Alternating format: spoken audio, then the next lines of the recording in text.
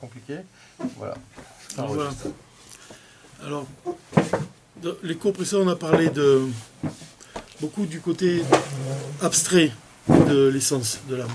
Alors, pour introduire le cours, on en est à la lettre Guimel du Kovetz de Inyana chez le Torah Trasidut. Je voulais commencer par raconter une histoire. Vous savez que c'est bien de raconter une histoire avant de parler d'un sujet, d'un concept divin. Parce que c'est toujours bien de trouver le rapport qui est entre l'histoire et ce qu'on apprend du rabbi. Et là, c'est une histoire qui est intéressante. Bon, c'est une histoire qui m'est arrivée. Une année, j'ai eu la chance de voyager à Lubavitch. Comme ça, je devais voyager chez l'Admorazaken pour le Kavdel Tevet. Et un ami que j'ai rencontré à Shikun Chabad, il m'a dit: tiens, ça t'intéresserait pas de venir avec nous, on va à Lubavitch. Et après, on va à Kavdel Tevet, on voyage chez l'Admorazaken. J'ai dit alors bien sûr, j'étais vraiment... C'était quelque chose de grand pour moi. Aller sur le tombeau du Tzemar Tzedek, de son fils le Rabbi Maharash. Et alors on a voyagé à Lubavitch. C'était très dur. C'était un voyage vraiment, on a fait des heures en train, des heures dans un tender. C'était vraiment très éprouvant, quoi. Et Baruch Hashem, on est arrivé avant le lever du soleil, on arrive à Lubavitch. On arrive, le soleil se lève. Il fallait marcher à pied, comme ça on marche sur le chemin à pied, et on arrive sur le tombeau du Tzemar Tzedek et du Rabbi Maharash. Et alors là, on chante des nigunim, on prie, on dit Ma'aneh Lashon, ça dure des heures. Et au bout d'un moment, comme ça, tout le monde commençait à partir, et tout le monde a dit: allez, on va faire une petite Va'adout, un petit Farbringen à côté, il y a une petite terre de Satokrim. On va faire un petit hymne à doute. Et tout le monde est parti, et moi j'ai dit non, je restais un peu. Tout le monde est parti, je me suis retrouvé, j'avais envie d'être tout seul comme ça. Et quand j'ai quitté le tombeau, j'étais sur le chemin pour retrouver l'autobus, et comme ça, j'ai dérapé sur une plaque de glace, et de tout mon corps, je suis tombé sur le sol. Et comme ça, je me suis relevé, et je me suis demandé pourquoi je suis tombé. Comme ça, on se dit, on part à Lubavitch, et là, tu pars comme ça, tu vas là-bas pour recevoir la bracha, pour prier, et puis, dès que je quitte le tombeau, une grande chute, comme ça, je tombe. Et j'ai réfléchi comme ça, et j'ai pas vraiment compris, j'ai pas vraiment réalisé ce qui s'était passé. Il n'y a pas longtemps, vraiment ces jours-ci, j'ai réfléchi, je me suis dit, tiens, je sais pourquoi je suis tombé. Les rébés, ils m'ont fait comprendre quelque chose ce jour-là. Quoi? Ils m'ont fait comprendre que la glace, en fait, c'est l'origine de la chute. La glace. Ah, c'était glacé? J'ai dérapé sur une plaque de glace. Ah. Et la glace, en fait, c'est vrai que c'est un principe qui est connu dans la Chassidoute. Mais comment on peut l'exprimer aussi? Entre juifs. Comme c'est important de briser la glace entre nous, quoi, entre un juif et un autre juif. Et c'est vrai, c'est aussi vrai, c'est surtout vrai même dans l'étude. L'Admorazaken, il dit ça, il dit dans le chapitre 32 du Tanya, il dit que on doit regarder la profondeur d'un juif. On ne doit pas regarder son aspect extérieur, on doit toujours considérer la profondeur de notre frère juif qui est en face de nous. Et on doit apprendre de chaque juif. C'est vraiment important. L'Admorazaken, il dit que chaque juif, il possède une chose que toi, tu ne possèdes pas. C'est-à-dire que tu peux apprendre de chaque juif, même si c'est un enfant. Peu importe, même si c'est un érudit, même si ça n'est pas un encore. Tu peux apprendre de chaque juif. Et alors, pourquoi c'est lié avec un peu ce qu'on étudie? Parce que si tu étudies avec un juif, et que tu apprends de lui, et qu'il apprend de toi, alors tu vois que sa parole à lui et la tienne, elles s'unissent. Et une parole qui unit plusieurs paroles, en fait, ça ressemble à quoi? C'est ça l'essence. C'est ça l'essence de la Torah. L'essence de la Torah, c'est ce qui est dit, ce qu'on a vu jusqu'à présent, elle rassemble le pardes. Elle rassemble le pshat, le drash, le remez, le sod. Elle rassemble toutes les explications de la Torah. Elles sont contenues dans l'essence. Et tout vient d'elle, en fait. Tout vient d'elle. C'est pour ça que si tu étudies avec Avat Israël, tu as toutes les chances d'approcher et d'atteindre l'essence de la Torah. Pourquoi? Parce que tu vas unir ta parole et ton esprit avec l'esprit de ta chavruta. Et parce qu'en fait, ton idée, elle est bonne aussi. Mais l'idée que la personne qui est en face de toi elle t'apporte, elle est aussi vraie. C'est pour ça qu'on dit qu'il y a 70 faces dans la facette de la Torah. L'avantage, c'est pas seulement qu'on s'arrête à notre propre conception, même si on a raison. Il faut, comme on dit dans le Pirkei Avot, qu'on compare Eliezer Ben Arach à une source qui se renforce, quoi. Ça veut dire une source qui rassemble plusieurs enseignements à chaque fois. Et c'est ça, en fait, quand on a dit jusqu'à présent que la chassidoute, c'est un point. C'est un point dans lequel se trouve tout. Se trouve tous les sens de la Torah. Et ici, dans cette lettre Gimel, justement, on parle de ça. Tu vois? On dit à Amor Leil, Benoga le Torah Chassidut, ou Beklalut, Bekol Chelke Torah, Torah kolelet kol amine shlemut, ou ma'alot, animsaot baolam. Le Rabbi nous dit ici que toutes les paroles, tous les niveaux de la Torah, en fait, ils sont liés avec Orin Sof, ils sont liés avec Dieu. Ils possèdent tous quelque chose de divin. C'est pas seulement la Chassidut qui possède quelque chose de divin. Toutes les parties de la Torah, que ce soit la partie révélée de la Torah ou la partie profonde de la Torah, elles possèdent toutes quelque chose de divin. Seulement quoi?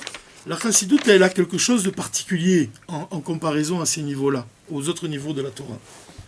Et ça, on le voit vers la fin de la lettre, là où c'est écrit Achen, Af shekol chelke Torah, nekudatam, atzmit I ma she'em miyuchadim beor ensof baruchu, bechol ze ikar nekudazo, mitbate betorat chassidut. Même si on voit que chaque partie de la Torah, elle contient en elle quelque chose de divin, quelque chose qui est lié avec la lumière infinie de Dieu, malgré tout, Kol Chelke Torah Prinat Ein Sof Shebahem Mitlabesh ou Beizetziu. Ça veut dire quoi? C'est que malgré tout, tu vois que chaque partie de la Torah, elle s'habille dans une forme qui est particulière. Elle s'habille dans une forme qui est particulière. Ce n'est pas le cas de la Chassidoute. Chaque, si je reprends les mots, Kol Chelke Torah Prinat Ein Sof Shebahem Mitlabesh ou Beizet Tziur, Tziur Amagdir ou Mevate Mauto Shel Chelek Ze. Cette forme qu'elle revêt, cette partie de la Torah, elle s'habille dans une forme, elle est limitée dans cette forme en fait. Elle se limite dans une forme. Vetziur Ze Shel Chelek Torah Ze, Ma'alim ou Al Pshitut Ein Sof Amelubash Bo. Et cette forme qu'elle revêt, elle va cacher la lumière infinie de Dieu. Elle va la cacher, elle ne va pas la révéler. C'est-à-dire que quand on étudie, par exemple, une page de Gemara, le sens profond, le sens vraiment profond, quoi, ce qui est Ein Sof, ce qui est infini, ce qui est divin, il est caché. De la même façon qu'on voit que la matière du monde cache la parole divine, c'est aussi vrai dans la Torah. Chaque partie de la Torah cache en elle le Ein Sof, le divin. Donc c'est un vêtement en fait qui est comparé à par exemple la peau de l'homme. La peau de l'homme c'est aussi un vêtement, mais c'est un vêtement qu'on ne peut pas changer. C'est-à-dire qu'il reste là, et il est immuable, il ne bouge pas. C'est pas le cas de la Chassidoute. C'est ce qu'il va dire maintenant. Veilu Torah Chassidoute, mikeivan she'eina bugderet beizetziur. Elle n'est pas limitée dans une forme particulière, la Chassidoute. Vatziurim she'enyan shebechassidoute mitgale al yadam kelevush tachlifam veyachlufu. Shelachen kolelet i kol dalet achalakim pshat remez drush sod shebatorah umechaye otam kedele alam. La Chassidoute, elle ne s'habille pas dans un vêtement particulier. Au contraire, c'est un vêtement qu'elle peut s'habiller dans n'importe quel vêtement. C'est quoi le vêtement? C'est toutes les autres parties de la Torah. À tel point qu'ici, il nous dit un principe qui est vraiment essentiel dans tout le Kovetz, c'est de dire que la chassidoute, mechaye, elle vivifie tous les autres niveaux de la Torah. C'est ce qu'on explique quand on dit, par exemple, que si tu étudies la Gemara, tu vas avoir une compréhension de la Gemara. Mais qu'est-ce que ça devient quand la chassidoute, elle vient t'expliquer la Gemara? Donc là-dessus, il y a une histoire. Une très belle histoire qui est rapportée dans le Likutei Diburim, sur l'Admor Hazaken, où on te dit, je ne sais pas avoir un verre d'eau, il y a une très belle histoire dans le Likutei Diburim. On raconte qu'il y avait dans une petite ville, dans un petit shtetl, il y avait une petite synagogue qui s'appelait la synagogue des Parouchim. Un Parouch, c'est quoi? C'est un chassid qui est détaché, qui vit dans sa Torah, qui vit dans cette synagogue. En fait, il y avait des hommes, des chassidim, qui étudiaient jour et nuit. Ils étaient détachés de la vie, de la vie sociale, quoi. Ils étaient complètement dans leur étude. Un jour est arrivé un jeune homme comme ça. Et il est en train. Merci beaucoup.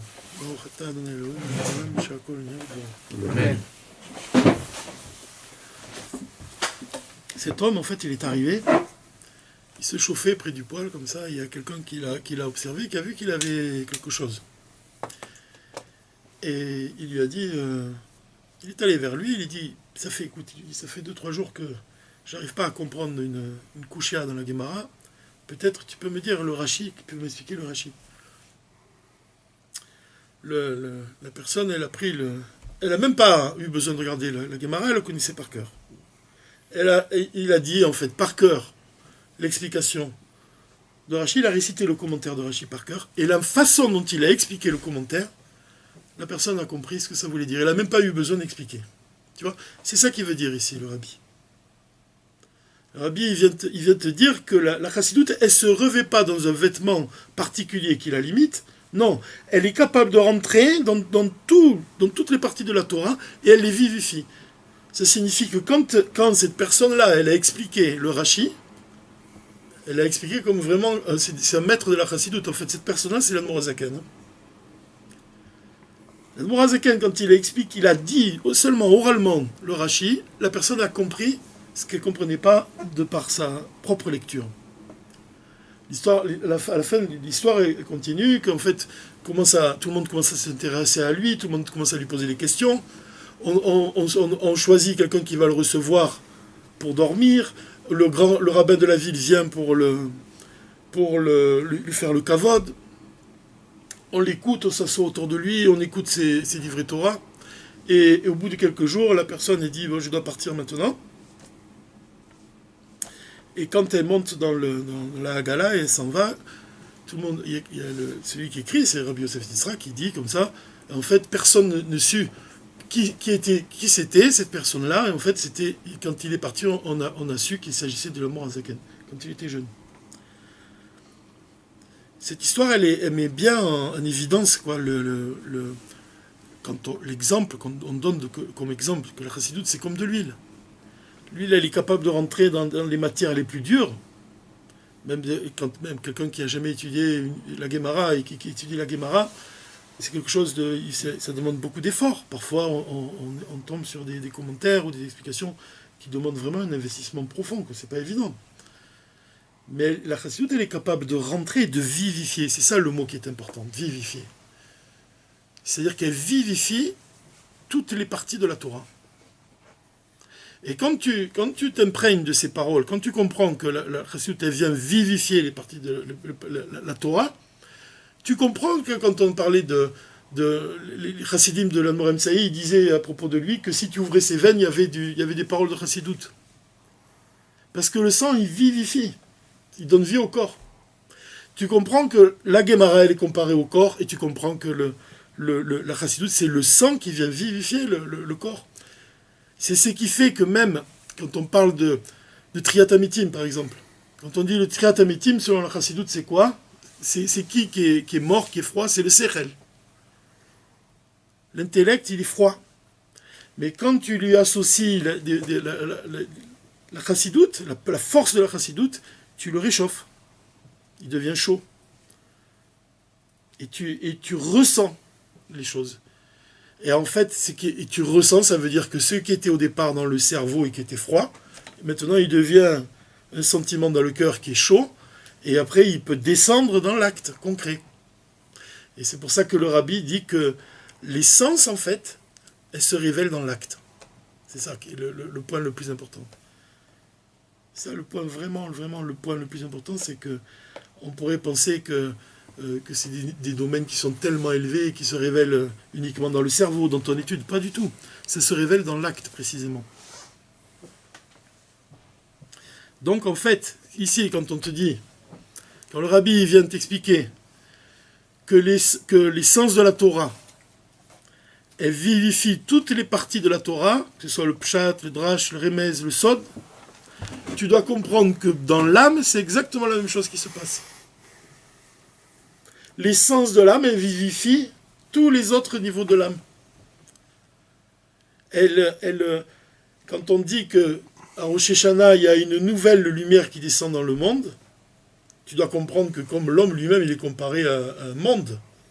De la même façon, tu vois que dans le monde, il y a une nouvelle lumière qui descend de Keter, ça correspond à Yechida, et qui va illuminer les autres niveaux de l'âme, qui va transfigurer même l'homme, en fait. Maintenant, cette lumière-là qui provient de Keter, c'est le niveau de Yechida.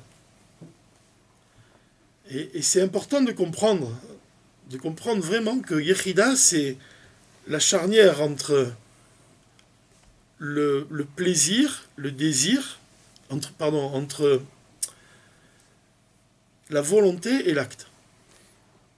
C'est ce qui va conditionner ton acte. C'est ce qui va donner. C'est la première démarche de l'esprit, finalement, le désir, qui va éclairer ensuite ta volonté et qui va ensuite éclairer toutes les parties de toi-même et qui va t'amener à agir. C'est ça. C'est-à-dire que de la même façon qu'il y a une charnière entre Dieu et la création et les mondes, il y a une charnière aussi dans l'homme. Cette charnière-là, c'est la faculté de Yechida, c'est cette faculté qui va pousser l'homme à désirer une chose, de s'unir à Dieu en fait, et d'agir. Comme par exemple, en fait, c'est décrit dans le Morem Tsaï, il donne une idée. Il dit que l'homme, un juif, il doit être comme un loup. Comme un loup qui recherche sa proie. C'est quoi la proie d'un juif? La venue du Mashiach. Ça doit être notre proie. Cette faculté de désir, comme on peut imaginer un loup qu'il est là, il va tout faire pour pister une proie et pour l'attraper. On doit avoir ce désir en nous. On doit désirer le Mashiach de cette façon. Donc ce désir-là, en fait, dans l'enchaînement des mondes, c'est le Keter, c'est la couronne qui surplombe les mondes, et qui est la charnière entre Dieu et la création, c'est donc le désir de Dieu d'avoir une demeure ici-bas. De la même façon, chez nous, c'est notre désir de faire une demeure pour Dieu ici-bas. Et pas seulement, comme on a dit au cours précédent, une demeure pour Dieu, une demeure pour l'essence de Dieu. Donc c'est un désir qui est très très très élevé. C'est vraiment un désir en fait qui est très profond.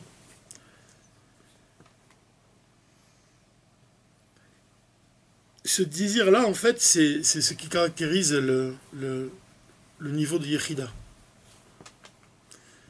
Mais l'essence de l'âme elle-même, c'est tel qu'il est expliqué dans la Chassidoute, et notamment chez le Morem Tsaï, ça désigne l'attirance de l'âme, le désir de l'âme pour Dieu. Il y a une nuance. Il y a une nuance. C'est comme la flamme d'une bougie.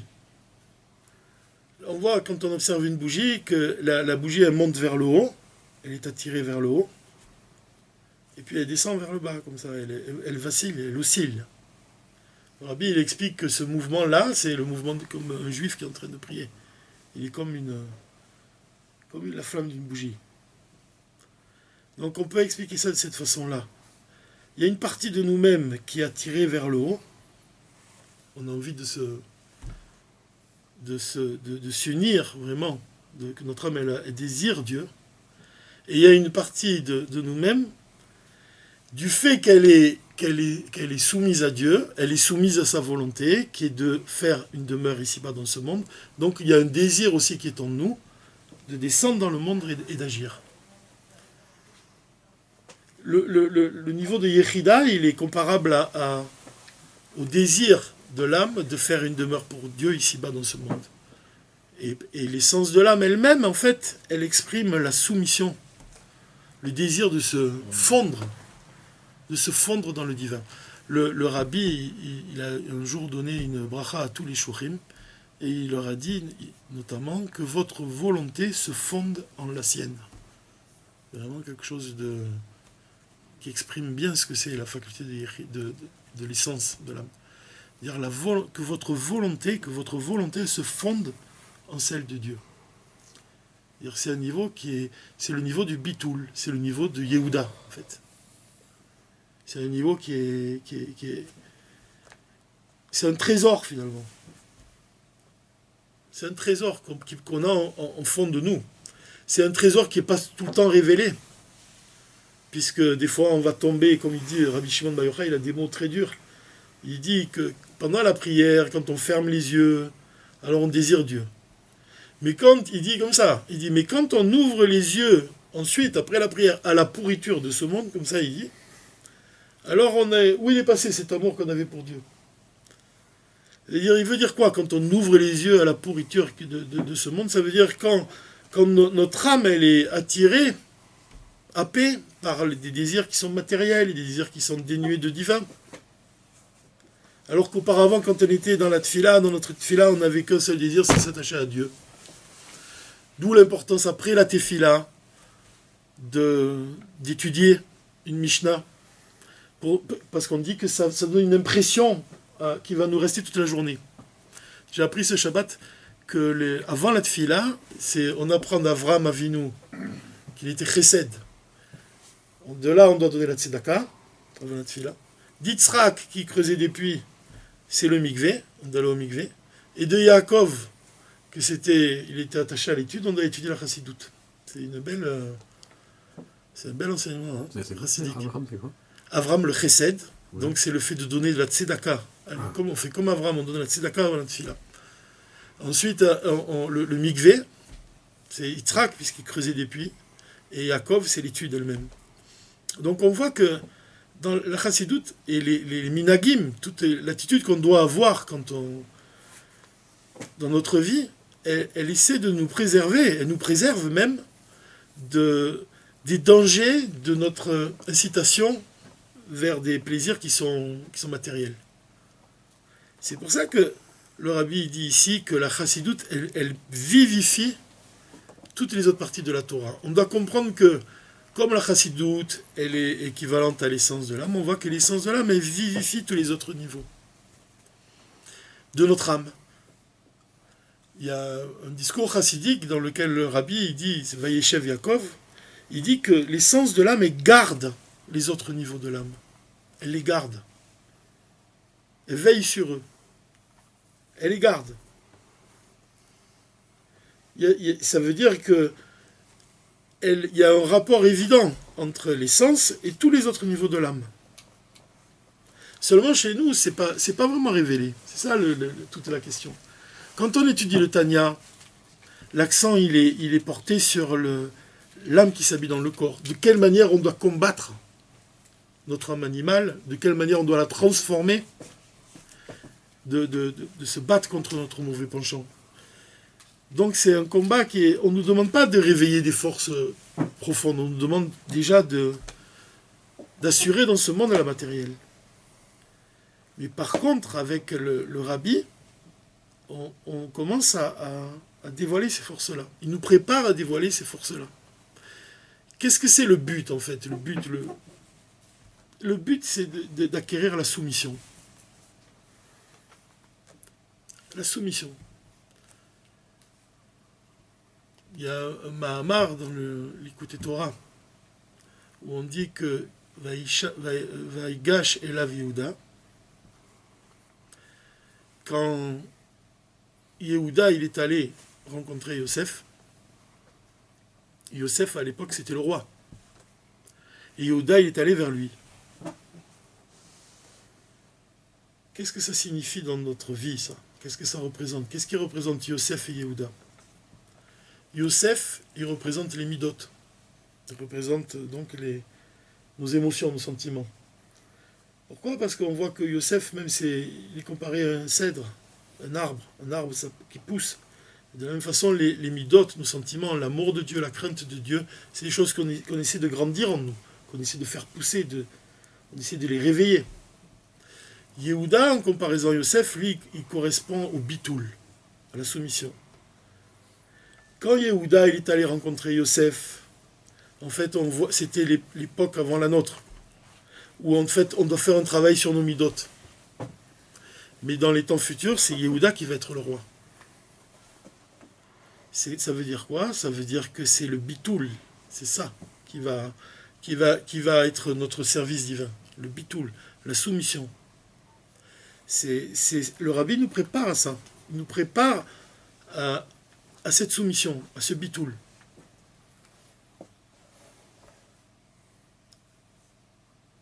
Ça s'exprime même dans le monde lui-même.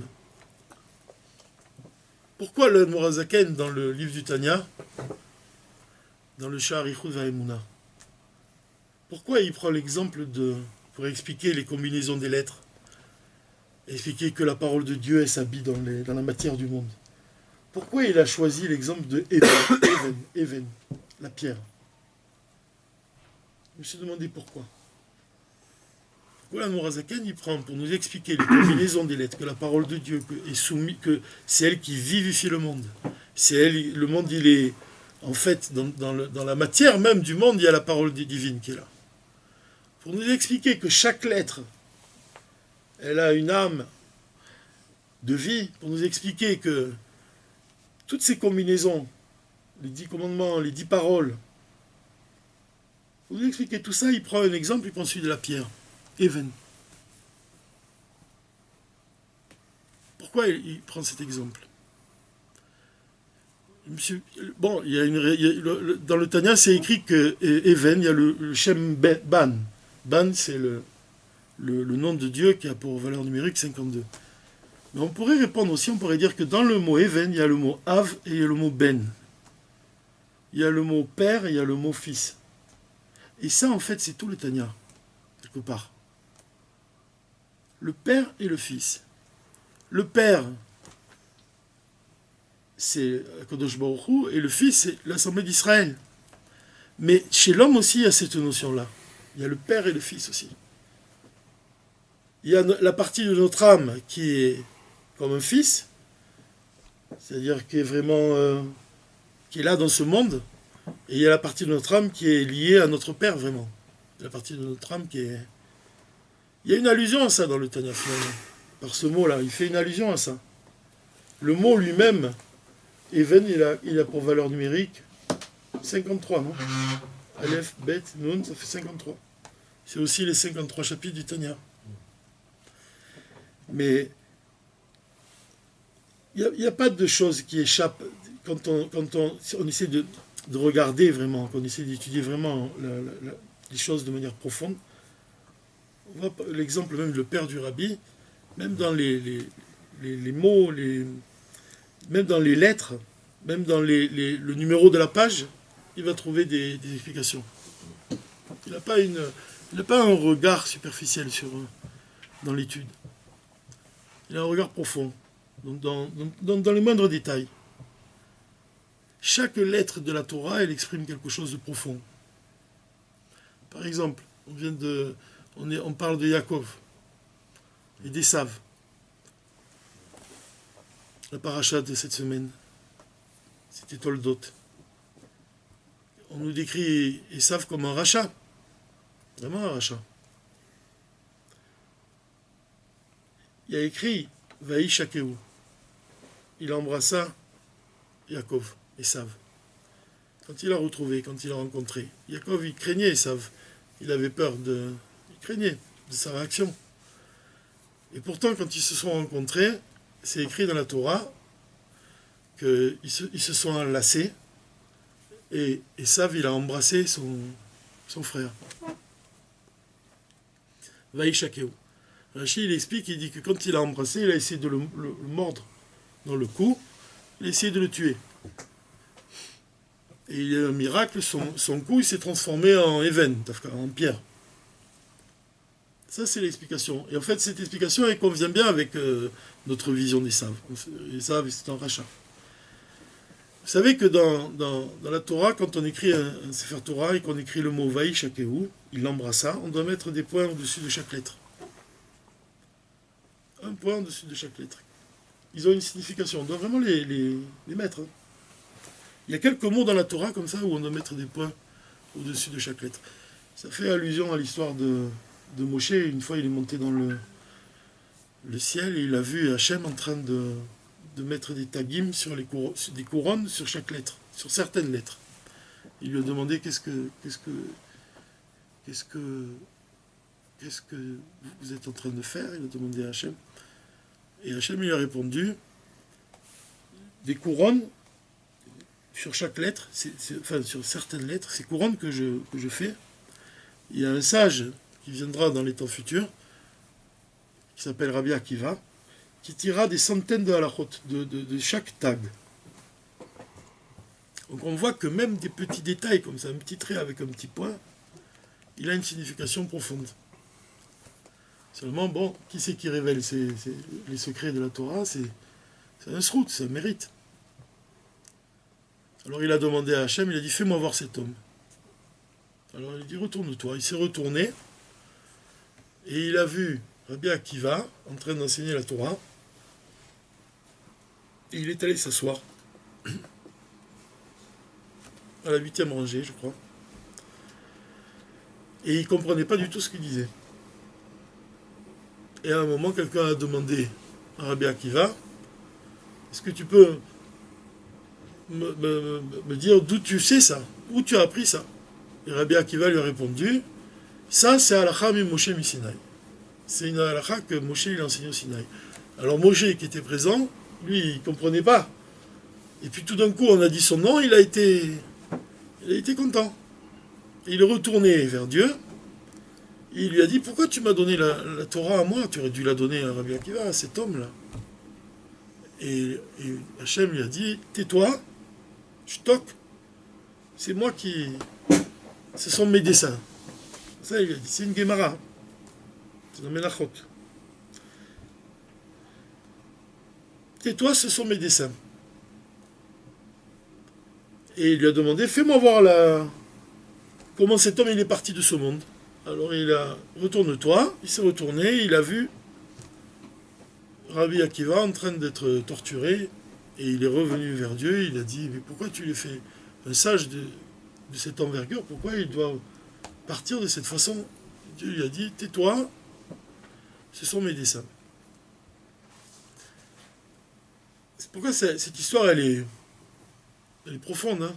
Il faudrait vraiment, même qu'on comprenne en fait.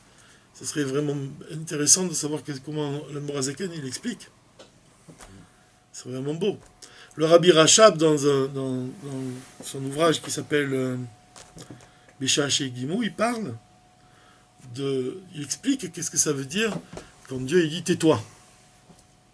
Il explique qu'est-ce que ça veut dire au tout début de son ouvrage. Et il dit que le silence, en fait, c'est une allusion à la séphira de Keter. On disait au début, la charnière entre le Créateur et le monde. Mais quand il dit, Hachem, il dit qu'à partir de ces couronnes-là, de ces petits points, de ces petits traits, il y a un homme du nom de Rabbi Akiva qui dira des centaines d'halachot, on doit comprendre que même de chaque point de la Torah, il y a quelque chose de très profond.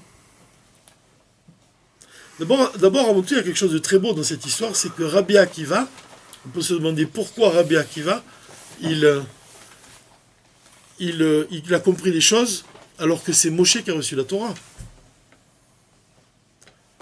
Comment Moshe il reçoit la Torah de Dieu et il n'est pas capable de comprendre un cours de Rabbi Akiva? Qu'est-ce que ça veut dire déjà? Là, il y a un enseignement qui est profond. On apprend que quand tu es un élève, vraiment, que tu es battel, que tu es soumis, la soumission, ça c'est la qualité de l'essence. D'être soumis à l'enseignement du Rabbi, que tu as une chance un jour que cet enseignement, il va faire naître en toi un chidouche. Et ça, c'est la qualité de l'essence de l'âme d'un juif. C'est que s'il réveille l'essence de son âme, il est capable à un moment donné de faire des chidushim. C'est pour ça qu'on dit que le mois Chodesh, il est lié avec le mot chidush. Chidush. Parce que c'est ça ce qui est intéressant. Le Rabbi explique que qu'est-ce que c'est le Chodesh, Rosh Chodesh. Et rêve Rosh Chodesh, la lune disparaît. Au moment de Rosh Chodesh, il y a un point, la lune elle commence à briller. Il y a un point qui commence à apparaître. Ce point-là, en fait, c'est ce qu'on est en train d'étudier. On a expliqué, on a défini que l'essence de l'âme, en fait, c'est le point de l'âme dans lequel s'habille la volonté de l'âme de s'attacher à Dieu. Ce même point qu'on retrouve sur le mot Vaïshakeu, qu'est-ce que ça veut dire? Rabbi Shimon Bar Yochai, il explique et il dit que quand Esav il a embrassé Yaakov, il a embrassé de tout son cœur. Et quand ton sofer il doit mettre sur le mot Vaïshakeu des points, sur chaque lettre, c'est pour t'apprendre que quand Esav il a embrassé Yaakov, il a embrassé de tout son cœur. Qu'il l'aimait vraiment à ce moment-là. Qu'il l'aimait vraiment à ce moment-là. Ça, c'est un chidouche. Ça, c'est quelque chose de fort. Ça, c'est Rabbi Shimon Bar Yochai qui vient t'apprendre ça. Et c'est repris par les chassidim, par le Rabbi. C'est quelque chose de grandiose, ce qu'il dit. Ça veut dire, parce que le Rabbi, il explique, il te dit, ça veut dire que même quelqu'un que tu veux rapprocher, qu'il n'est pas à tes yeux, c'est comme un rachat, dans l'essence de son âme, il est attaché à Dieu. C'est une vision totalement nouvelle. Avoir la faculté déjà de voir que n'importe quel juif, il est attaché à Dieu, c'est déjà que tu révèles l'essence de toi-même. Et ensuite, quand tu as conscience que ce juif-là, il est attaché à Dieu, et qu'en fait, que tous ces actes qui semblent négatifs, qui sont négatifs, et qui sont lui-même comme un diamant qui est entouré d'une grosse clipa, d'une grande écorce, et quand tu t'acharnes à le regarder, à voir le Nekuda Tova qu'il a, c'est-à-dire que c'est plus qu'un Nekuda Tova, c'est que dans son âme, il est réellement attaché à Dieu, et d'ailleurs on dit que quand le rabbi, il reçoit quelqu'un dans son bureau, il ne voit pas un juif tel que nous-mêmes on le voit. Qu'est-ce qu'il voit? Il voit comme, à l'image de ce verset, Vaïshakeu, que Esav, il a embrassé Yaakov de tout son cœur.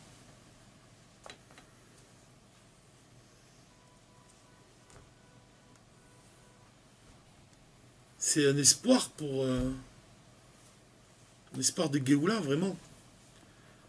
C'est-à-dire considérer vraiment un juif et considérer la profondeur de chaque juif. De là, on apprend d'un petit point. Enfin, c'est Rabbi Shimon Bar Yochai qui nous l'enseigne. Mais c'est ce point-là que nous-mêmes on doit révéler chez l'autre. C'est ça un chassid. C'est pas par hasard qu'on dit qu'un chassid c'est un allumeur de réverbère. Donc le point ici dans cette lettre guimel, le point le plus important, c'est de bien comprendre en fait que l'essence de l'âme, c'est elle qui garde tous les autres niveaux de l'âme. Et c'est elle qui vivifie chaque niveau de l'âme. En particulier, c'est le niveau de Chaya, qui est la source de l'âme, et qui fait partie de l'essence de l'âme. Quand on parle de l'essence de l'âme, il y a deux niveaux, il y a Chaya et Chida, et il y a l'essence de l'âme elle-même. Mais là, ici, on a un point qui est vraiment, réellement important, c'est qu'il y a un point qui vivifie chaque niveau, qui renouvelle même, qui les renouvelle. C'est comparable au jour de Rosh Hashanah. Et ça s'exprime avec d'autant plus de force. Comment on attire la lumière nouvelle de Rosh Hashanah? Par le son du shofar. C'est-à-dire comment on révèle l'essence de l'âme? Par le son du shofar, c'est quoi? C'est la soumission. Encore une fois, le shofar, on dit même que ça part de le souffle. Il part d'un point. Le point, là où dans lequel on souffle. Il vient de la profondeur du cœur. En hébreu, on dit Umka Deliba, la profondeur du cœur. C'est le son du shofar. La soumission. Des profondeurs, je t'invoque. Quand je me considère moi-même comme quelque chose comme de la terre, comme même de la pierre, comme quelque chose d'inanimé, quand je reconnais vraiment au fond de moi que je suis rien sans toi, à ce moment-là, je réveille le plus haut niveau de moi-même. C'est le son du shofar. Et là encore, le son du shofar, il y a cette fameuse histoire du Baal Shem Tov. Qu'est-ce que c'est le son du shofar? On dit que un roi, il a éprouvé son fils, il l'a envoyé en exil pour voir s'il était capable de se débrouiller tout seul. Et il est parti en exil. Il a oublié même sa langue, tellement il s'est assimilé aux autres, aux gens. Il n'avait plus d'argent, il avait tout dilapidé. Il n'avait plus d'habits, il était vraiment délabré.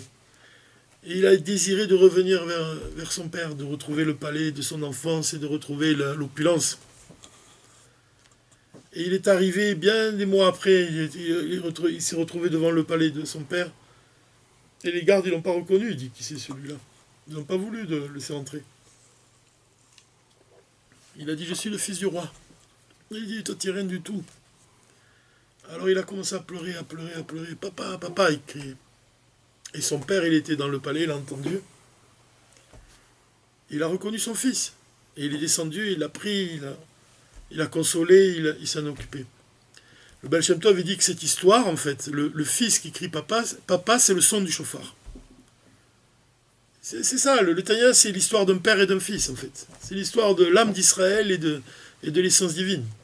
Le cri de l'âme qui désire son père. C'est ça le point. Donc c'est la soumission. Le shofar, il exprime la soumission. C'est par la soumission, c'est par le bitoul qu'on révèle les plus hauts niveaux de nous-mêmes. Dans un autre discours, le rabbi dit dans le discours Ve'atat Tetzavé, il dit comment on révèle l'essence de l'âme. Katit le maor, c'est comme quand Dieu il a dit à Moshe, et tu ordonneras aux enfants d'Israël de t'apporter de l'huile d'olive pure concassée pour allumer le luminaire. Il dit le luminaire c'est l'essence de l'âme, et les olives pures concassées, l'huile en fait, elles viennent d'un cœur brisé. C'est quoi le cœur brisé? C'est qu'un juif il doit avoir le cœur brisé, que le Machar il n'est pas encore là. Et là-dessus, le rabbi dit quelque chose de vraiment extraordinaire. Il dit que Cholé, c'est Gematria 49, et que tant qu'on n'a pas reçu ce dévoilement, on est malade. Et de ça, on a le cœur brisé. On doit avoir le cœur brisé, qu'on ne voit pas la parole de Dieu dans la matière de ce monde. On doit avoir le cœur brisé pour ça. Donc là encore, on voit que c'est l'idée de la soumission, l'idée de le bitoul.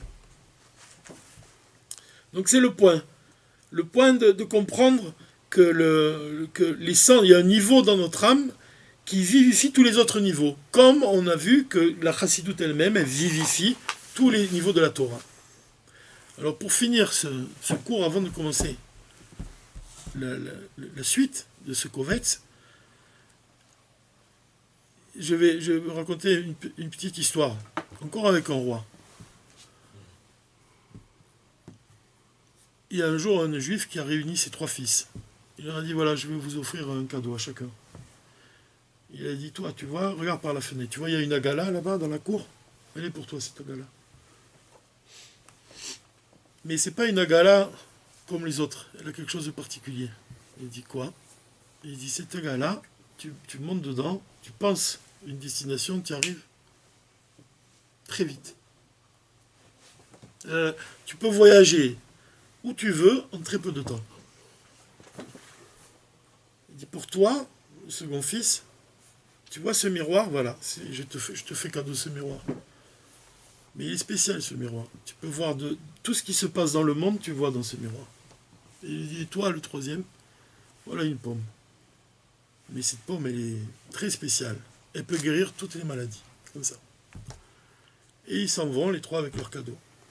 Le temps passe, et un jour, il y a celui qui avait le miroir, il voit dans le miroir que la fille du roi est très malade. Alors il va chercher son frère et il dit, viens, on va vite en Agala, on va la sauver.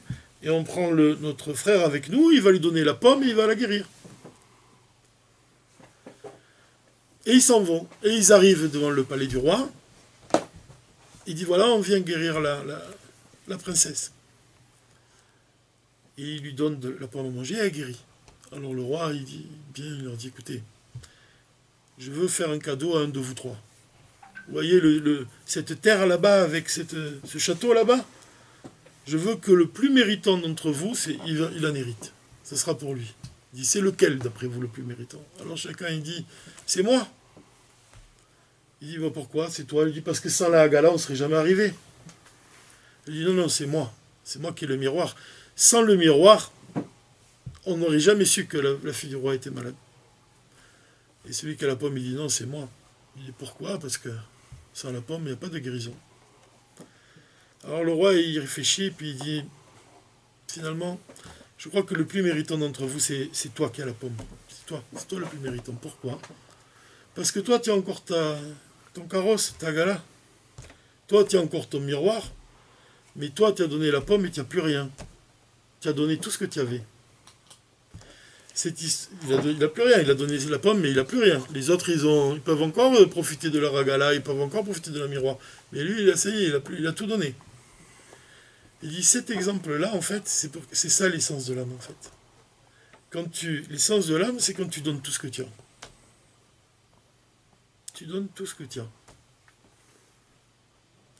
C'est pour ça qu'en fait, on peut comprendre, c'est ça que ça veut dire, la pnimiut, profondeur. Quand on dit la Torah, la chassidoute, c'est pnimiut à Torah, la profondeur.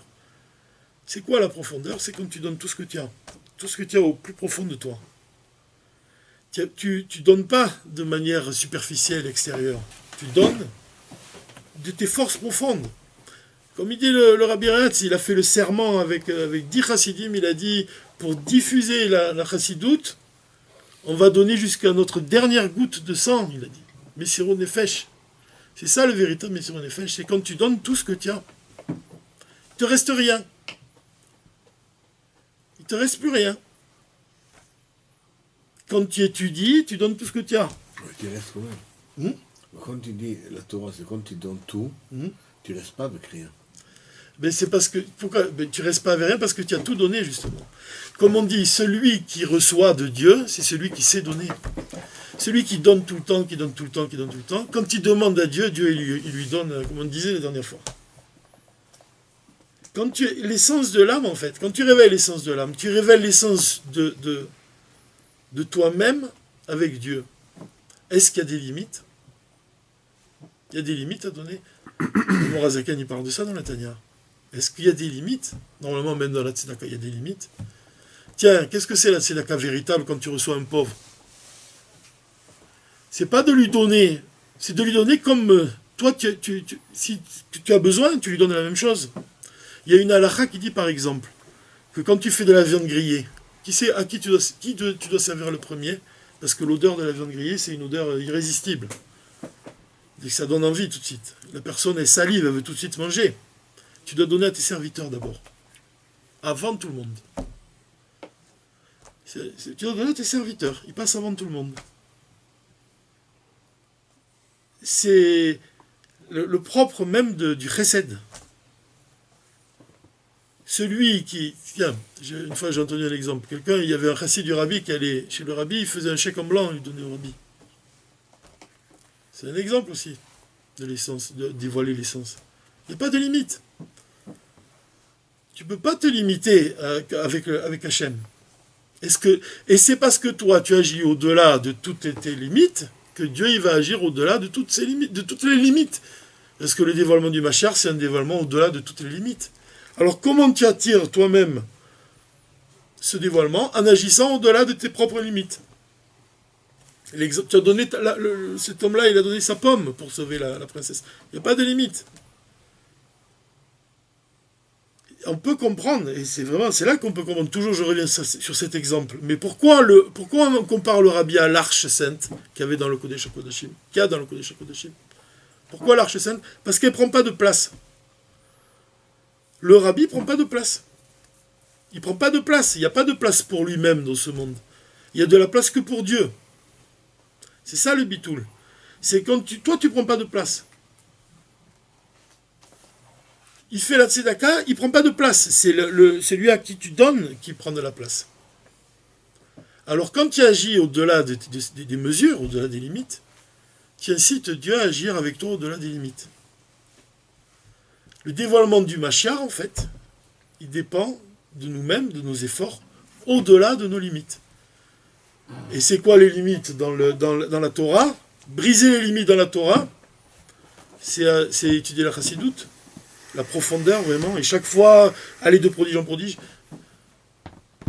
C'est ce qu'on a dit au début, quand je me suis demandé pourquoi je suis tombé à Lubavitch et j'ai glissé sur une plaque de glace, parce que j'ai appris qu'il fallait briser la glace, que c'est ça qui nous fait chuter, la froideur entre juifs. Quand tu brises la glace avec un juif, c'est là que tu as une chance d'apprendre de ce juif-là. Quand tu brises la glace avec ton rave, c'est là que tu as la chance que ton rave il te considère comme son fils. Il faut faire cet effort-là. C'est cet effort qu'il faut faire, briser la glace. Cette glace qui entoure le cœur. Quand tu dépasses les limites, il faut pas... en fait, tu dois complètement t'abandonner. Et tu dois pas... Il n'y a pas de calcul à faire. Tu dois le faire comme ça, vraiment par amour pur. Et tu ne dois pas penser à je vais recevoir ou quoi, parce qu'en fait, tu ne sais même pas si tu vas recevoir. Tu ne sais pas ce qui va se passer. Mais c'est vraiment l'amour pur, sans calcul. Voilà. Mais des choses, des fois, folles. Tu vois, tu pourrais dire, par exemple, tu es avec ta compagne, enfin ta femme, mais non, mais c'est de la folie, mais on va tout perdre si tu fais ça, des choses comme ça. Non, c'est Martiziak qui a dit une phrase. Il a dit « La profondeur attire la profondeur ». Il ne s'agit pas d'agir au-delà de nos limites sans avoir les pieds sur terre non plus. L'arche, elle avait des mesures aussi. Tu peux la mesurer. Seulement, elle ne prend pas de place. Alors, comment on peut donner tout de soi et avoir les pires? C'est des choses qui... C'est des choses. Il y a quelqu'un qui a demandé un jour au Maguide de Mezrich. Il a demandé, si je veux de l'argent, qu'est-ce que je dois faire? Ah, tu veux de l'argent? Il lui a dit. Alors, tu vas aller vers le nord. Parce que vers le nord, c'est dans le Kodesh HaKodashim, c'est la direction, là où se trouvent les tables des pains de proposition. Après, il lui a dit, et si je veux l'étude, tu vas vers le sud, parce que c'est là où il y a la menorah. Et si je veux les deux, il lui a dit, tu vas à l'endroit où se trouve l'arche, parce que l'arche, elle ne prend pas de place. Et comme elle ne prend pas de place, tout peut rentrer dedans. C'est le propre de l'essence. L'essence, elle inclut tout en elle-même. Comment on arrive, nous-mêmes, à ne pas prendre de place? C'est en étudiant la chassidoute. C'est en étudiant la chassidoute qu'on prend conscience de notre petitesse, mais en même temps on prend conscience de la possibilité qu'on a de s'élever. Comme ça, c'est les mots du rabbi. Ça veut dire qu'on doit jouer sur les deux tableaux.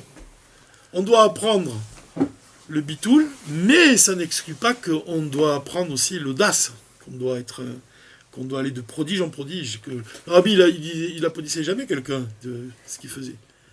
Même le propre même du Tanya, c'est quand le Morazaken, il déclare, il dit, le salaire d'une mitzvah, c'est une mitzvah. Qu'est-ce que ça veut dire? Le salaire d'une mitzvah, c'est une mitzvah. C'est quoi le salaire de la mitzvah? C'est parce que quand tu as accompli cette mitzvah, tu t'es attaché à Dieu. Quand tu t'es attaché à Dieu, c'est ça ton salaire. C'est le fait d'être attaché à Dieu. Qu'est-ce qu'il y a de plus grand comme sentiment? Le fait d'imaginer que tu peux faire plaisir à Hachem. Qu'est-ce qu'il y a de plus grand? On t'a fait confiance en te donnant cette mitzvah. Ouais, on te fait confiance. Mais de faire le hidou en mitzvah, de faire chaque fois une chose avec pnimiout. En fait, la chassidoute, elle nous apprend quoi? Elle nous apprend à aimer Dieu et à aimer un juif. Elle nous apprend à aimer. Et quand on parvient à ce niveau, alors on ne prend pas de place. Pourquoi? Parce que la seule chose qui prend de la place à ce moment-là, c'est la volonté d'Hachem. Et toi, tu as le mérite d'être attaché à Hachem. Voilà. Hachem, il peut rentrer. Alors t'es le clé de Hachem. Et il peut rentrer. Et les miracles, ils peuvent se faire. Mais c'est peut-être une des phrases les phrases clés du Tanya. Hein. C'est Dieu l'Éternel ne se réside que dans un endroit qui lui est parfaitement soumis. Mais c'est que ça. Alors. Et on dit même que c'est écrit, il y a un Midrash qui dit que le nom du Mashiach, il est gravé sur la pierre sur laquelle repose Even Ashtia, sur laquelle repose le monde entier. Le nom du Mashiach, il est gravé dans la pierre. Qu'est-ce qu'on peut comprendre de ça? On peut comprendre que le Mashiach, ça doit être un désir qui doit être gravé en nous, dans la pierre de notre cœur, dans les clipotes. On doit graver dans notre cœur, sur les tablettes de notre cœur, comme il dit Shlomo Ameler. Ce désir, on doit le graver en nous. C'est ça, briser la glace. Mais quand on est ici, on oublie que